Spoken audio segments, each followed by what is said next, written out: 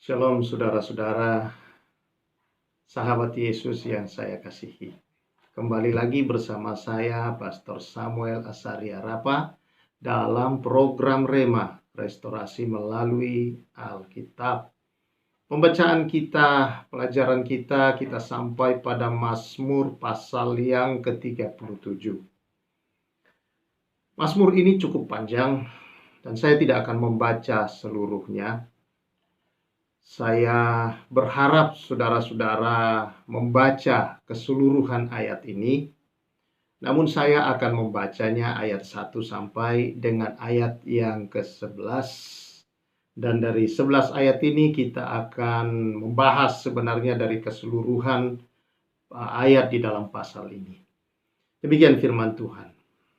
Kebahagiaan orang fasik semu, dari Daud. Jangan marah karena orang yang berbuat jahat. Jangan iri kepada orang yang berbuat curang. Sebab mereka segera lisut seperti rumput dan layu seperti tumbuh-tumbuhan hijau. Percayalah kepada Tuhan dan lakukanlah yang baik. Diamlah di negeri dan berlakulah setia. Dan bergembiralah karena Tuhan, maka Ia akan memberikan kepadamu apa yang diinginkan hatimu. Serahkanlah hidupmu kepada Tuhan dan percayalah kepadanya, dan Ia akan bertindak. Ia akan memunculkan kebenaranmu seperti terang dan hakmu seperti siang. Berdiam dirilah di hadapan Tuhan dan nantikanlah Dia. Jangan marah karena orang yang berhasil dalam hidupnya, karena orang yang melakukan tipu daya. Berhentilah marah dan tinggalkanlah panas hati itu. Jangan marah, itu hanya membawa kepada kejahatan. Sebab orang-orang yang berbuat jahat akan dilenyapkan, tetapi orang-orang yang menanti-nantikan Tuhan akan mewarisi negeri. Karena sedikit waktu lagi, maka lenyaplah orang fasik. Jika engkau memperhatikan tempatnya, maka ia sudah tidak ada lagi. Tetapi orang-orang yang rendah hati akan mewarisi negeri dan bergembira karena kesejahteraan yang berlimpah-limpah. Haleluya. Sampai di situ, saudara, pembacaan kita ini. Nah, Daud dalam bagian firman Tuhan ini, saudara, Daud menuliskan mazmurnya ini dengan kalimat yang langsung menusuk pada persoalan tentang bagaimana respon kita terhadap ketidakadilan dalam hidup ini yang nyata-nyata ada di depan kita, saudara-saudara. Dia menyampaikan, saudara-saudara, dengan gamblang di sini dia langsung menusuk kepada persoalan tentang itu. Dia berkata, jangan marah karena orang yang berbuat jahat. Jangan iri hati kepada orang-orang yang berbuat curang. Ya, saya kira saya tidak perlu jelaskan ini, saudara, curang dan jahat. Karena kita semua dengan membaca ini bisa mengerti dalam kehidupan sehari-hari. Ya. Banyak orang yang jujur, saudara, yang tulus, yang merasakan betul kecemburuan yang besar ini. Ketika mereka melihat betapa nyamannya, betapa makmurnya, betapa enaknya kelihatannya, saudara-saudara, hidup orang-orang yang melakukan kecurangan, kejahatan ini. Sementara dia yang hidup tulus, hidup jujur, kok sepertinya susah. Sehingga seringkali orang berkata, saudara-saudara, kalau mau hidup yang makmur, hidup yang kaya, maka jangan terlalu jujurlah. Wow.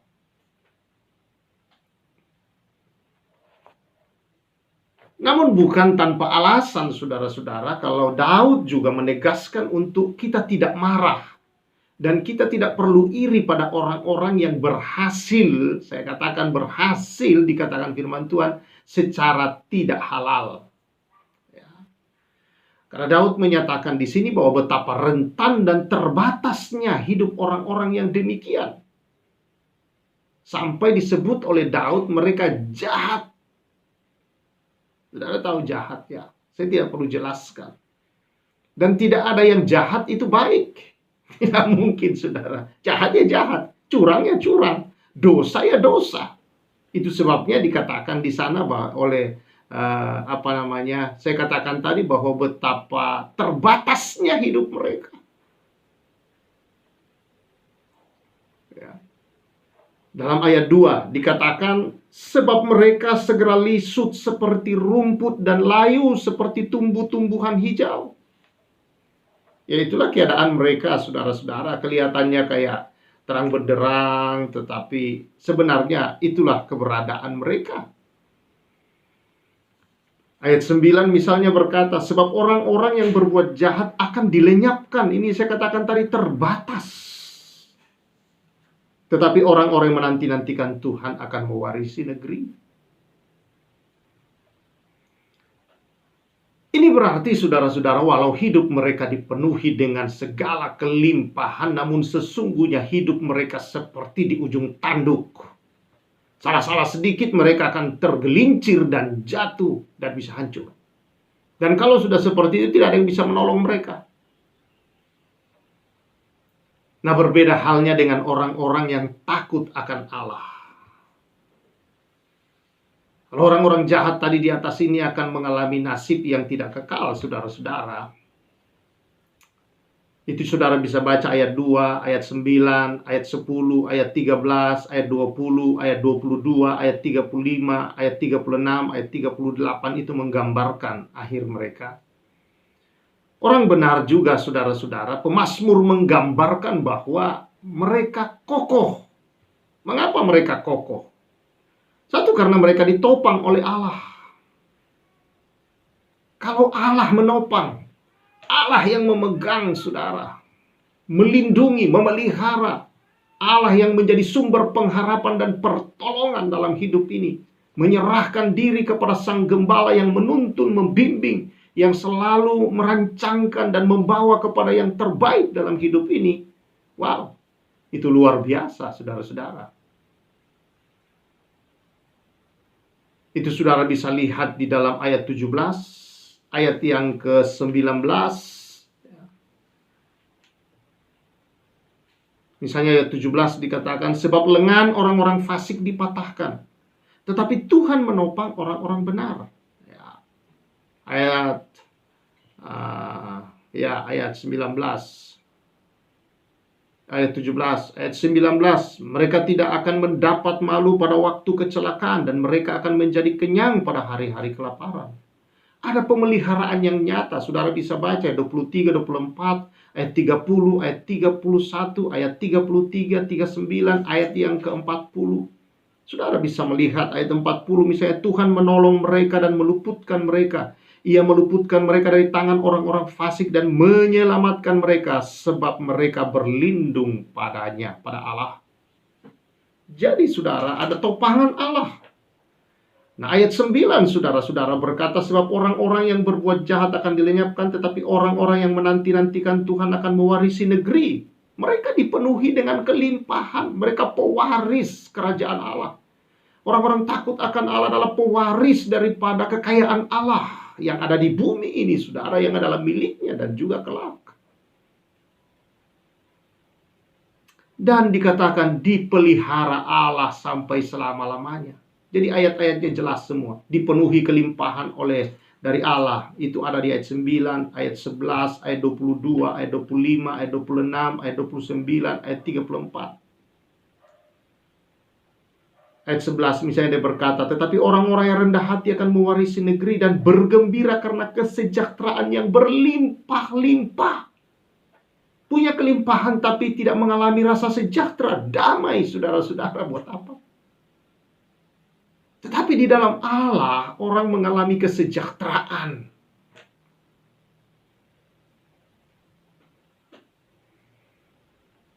Dan yang terlebih indah, saudara, adalah dipelihara oleh Allah. Bukan hanya di sini, tapi selama-lamanya. Ayat 18, ayat yang ke-28, dan ayat yang ke-37. Ayat 37 misalnya berkata, perhatikanlah orang yang tulus dan lihatlah kepada orang yang jujur. Sebab pada orang-orang yang suka damai akan ada masa depan. Masa depan di sini dan masa depan kekal menjadi bagian orang-orang yang takut akan Allah. Jadi saudara yang saya kasih dalam Tuhan, melalui firman Tuhan ini, pemazmur mengingatkan kita bahwa di tengah kesusahan dan ketidakadilan yang kita hadapi, kita tidak perlu cemburu, kita tidak perlu iri, saudara-saudara, terhadap mereka yang dicap oleh Raja Daud pembuat kejahatan, orang jahat, orang curang, penipu. Karena apa? Allah memelihara, Allah peduli kepada umatnya yang percaya. Allah menyertai, Allah membimbing, Allah menuntun, Allah menolong. Allah menyertai mereka dan memberikan segala kecukupan, kesejahteraan, kedamaian, sampai ke dalam kekekalan. Allah menyertai. Dan ini yang terpenting lagi, saudara. Luar biasa. Karena itu ayat yang ketiga dia berkata, percayalah kepada Tuhan. Ya. Dan lakukanlah yang baik, diamlah di negeri dan berlakulah setia. Karena itu saudara, tetaplah percaya kepada Tuhan, bahwa Dia Tuhan yang melakukan keadilan atas hidupmu.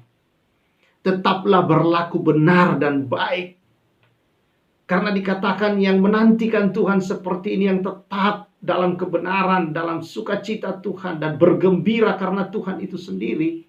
Maka orang-orang seperti ini mewarisi negeri, saudara-saudara. Mewarisi negeri.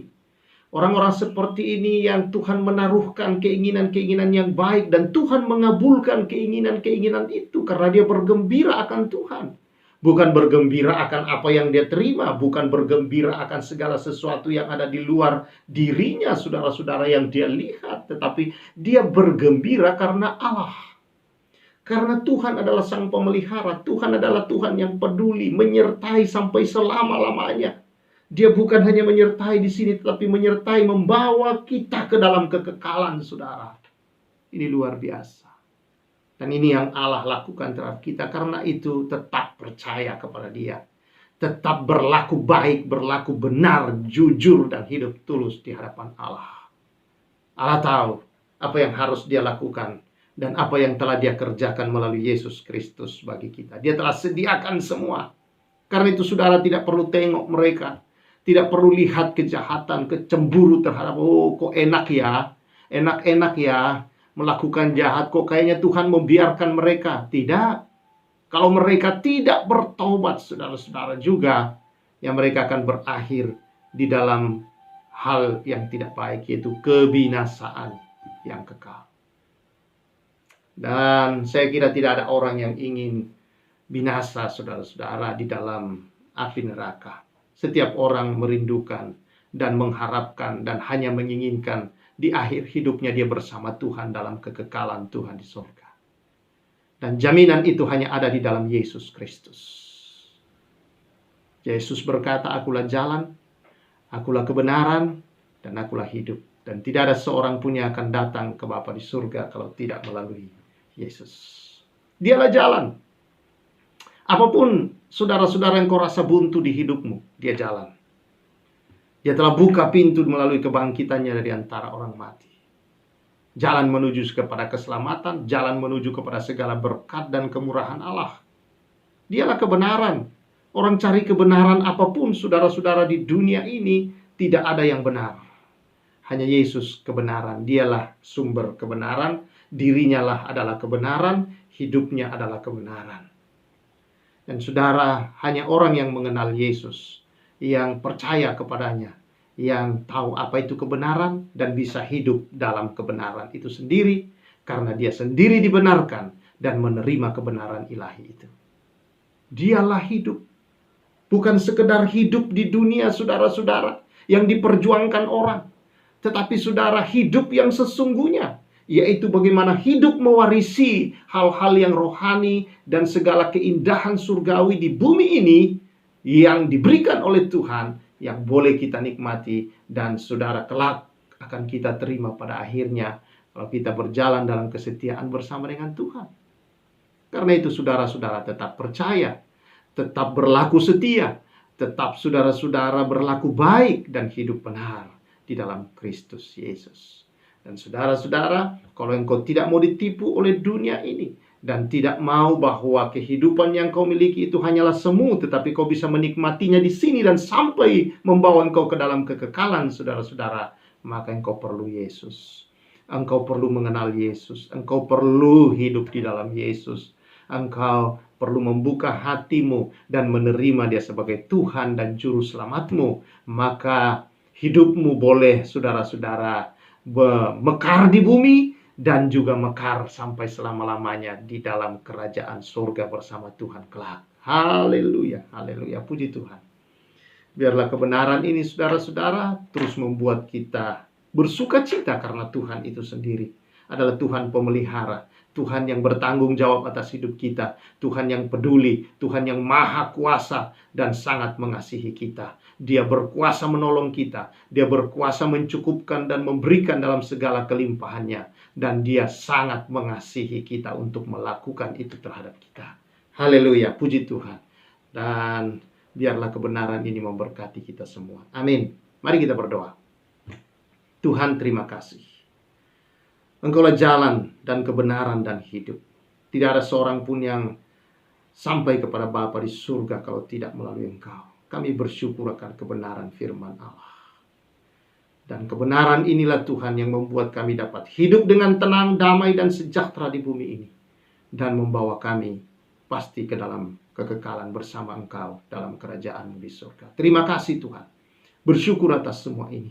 Aku berdoa bagi keluarga besar Rema yang mendengar ini, supaya tetap percaya dalam Engkau, tetap berlaku benar, baik, dan setia, tulus dan jujur ya Tuhan, dan senantiasa mengandalkan Tuhan dalam hidup ini.